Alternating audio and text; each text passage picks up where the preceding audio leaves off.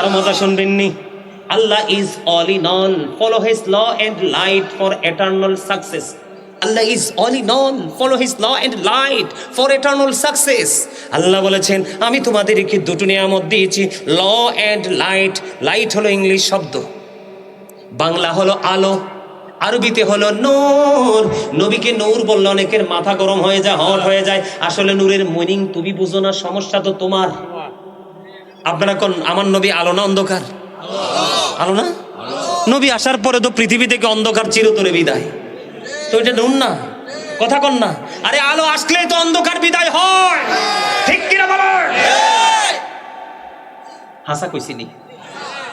Law and light, lawyer আসেনি, barrister বলেন, উকিল বলেন, অ্যাডভোকেট বলেন, ঠিক কিনা বলেন?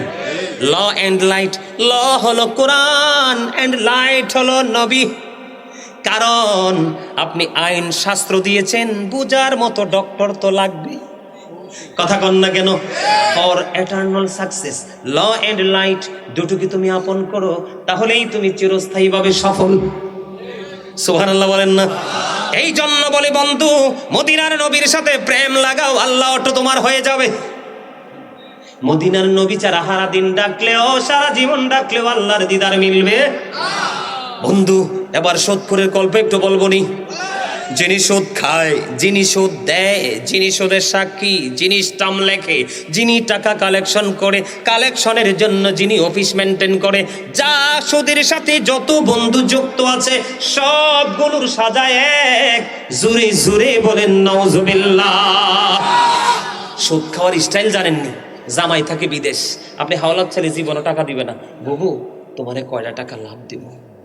বোন বোন টাকা আছে তো আমার কাছে না, আমার বড় আফার কাছে। কার কাছে? দুলাভাই তো বিদেশ থাকে। কার কাছে? বড় আফার কাছে। আইনা দিদার বানি?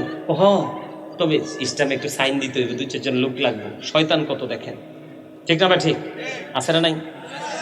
আর চা দোকানদার হলো মিনি সংসদ। হাসানি চা দোকানদার কি? মিনি সংসদ।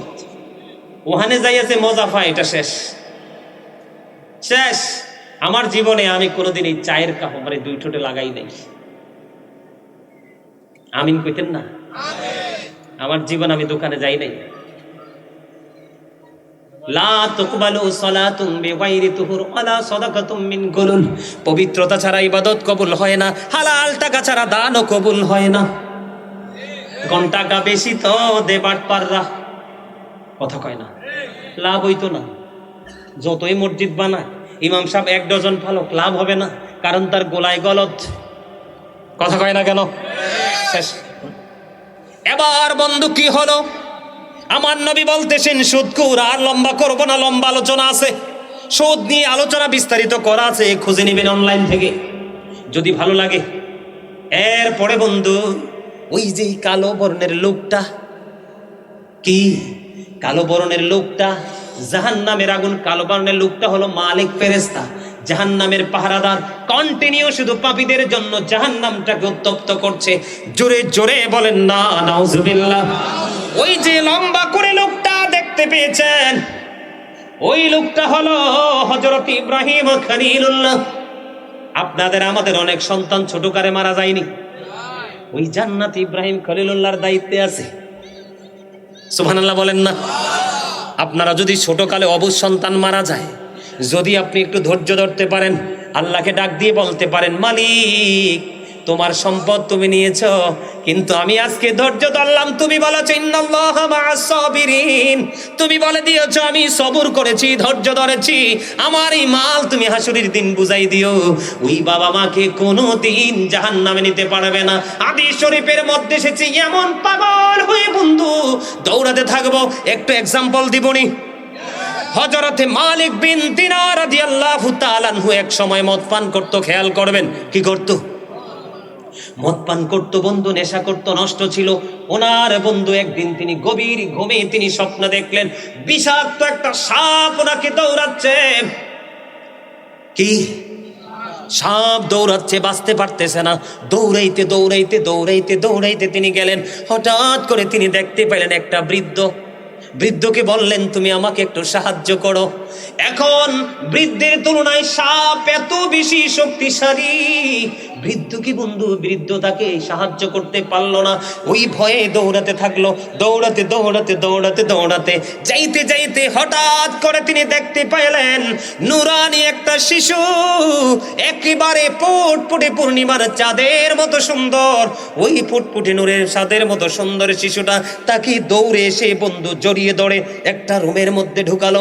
মখমেলের পর্দা, কত সুন্দর সুন্দর ফ্লোরিং করা, সুন্দর সুন্দর স্বর্ণের ইট, বন্ধু তিনি স্বপ্নে দেখতেছেন। এবার বললেন, তুমি কে?